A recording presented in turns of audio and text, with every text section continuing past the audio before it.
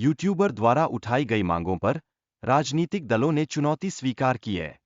यह बदलाव हमें दिखाता है कि नेता जनता के प्रति कितने जिम्मेदार हैं।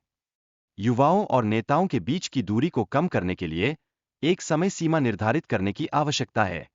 इससे नेता अपने वादों के लिए जवाबदेह हो सकेंगे। कुछ राजनीतिक दल, जैसे बीजेपी और एकनाथ शिंदे की शिवसेना, इस चुनौती को स्वीकार नहीं कर रहे हैं। यह उनकी जनता के प्रति अनुत्तरदायिता को दर्शाता है। किसान आत्महत्याओं को रोकने के लिए सरकार को ठोस कदम उठाने की आवश्यकता है। सभी किसानों को सालाना 1.5 लाख रुपए कमाने का मौका मिलना चाहिए।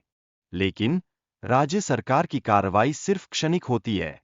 हर घटना के बाद जांच टीम बनाना और मुआवजा देना समस्या का सही हल नहीं है। स्वास्थ्य सेवाओं में सुधार के लिए प्राथमिकता दी जानी चाहिए। अस्पतालों में सुविधाओं की कमी और उपकरणों की देखरेख की आवश्यकता है। अस्पताल के कर्मचारियों ने बच्चों को बचाने के लिए बहुत प्रयास किए, लेकिन यह एक बड़ी त्रासदी थी। इस दुखद घटना में कई लोग प्रभावित हुए। राजनीतिक नेताओं की लापरवाही और एक दूसरे पर आरोप प्रत्यारोप ने स्थिति को और भी गंभीर बना दिया है। क्या वे अपनी गलतियों को स्वीकार करेंगे? यूपी के स्वास्थ्य मंत्री ने घटना के बाद भी अपने कर्तव्यों से भागने का प्रयास किया। क्या यह सही है कि ऐसे नेताओं को जिम्मेदारी से मुक्त किया जाए? सरकार की नाकामी पर चर्चा करते हुए नेताओं की प्रतिक्रिया जनसंवेदनाओं को नजरअंदाज कर रही है।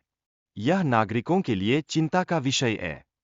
राजनीतिक भाषणों में विभाजन के मुद्दे को भुनाने की कोशिश हो रही है, जो समाज की एकता को कमजोर कर रहा है। भाषणों में असंवेदनशीलता और भड़काऊ टिप्पणियों से समाज में डर और असुरक्षा का माहौल बन रहा है। इससे चुनावी राजनीति पर बुरा असर पड़ रहा है। राजनीतिक नेताओं को लोगों से यह आश्वासन देना चाहिए कि चुनाव जीतने पर वे मिशन स्वराज के लिए क्या कदम उठाएंगे। यह जनता में विश्वास बढ़ाएगा। विशिष्ट कार्यों के लिए समय सीमा तय करना जरूरी है, ताकि जनता जान सके कि कौन सा कार्य कब पूरा होगा। इससे योजनाओं की पारदर्शिता बढ़ेगी। विशेषज्ञों की नियुक्ति से योजनाओं का सही कार्यान्वयन संभव होगा। यह सुनिश्चित करेगा कि कृषि और उद्योग के क्षेत्र में सही दिशा में कदम उठाए जाएं। सोमन वांगचुक ने शिक्षा में अभूतपूर्व योगदान दिया है, जो महाराष्ट्र सरकार के लिए बहुत महत्वपूर्ण है। उन्हें शिक्षा सुधारक के रूप में जाना जाता है। महेश चंद्र मेहता एक प्रसिद्ध पर्यावरण वकील है, जिन्होंने कई महत्वपूर्ण पर्यावरण अभियानों का नेतृत्व किया।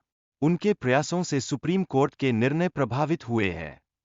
पोपातराव पवार ने अपने गांव को समृद्ध बनाया है और जल संरक्षण तथा फसल विविधीकरण में महत्वपूर्ण योगदान दे सकते हैं।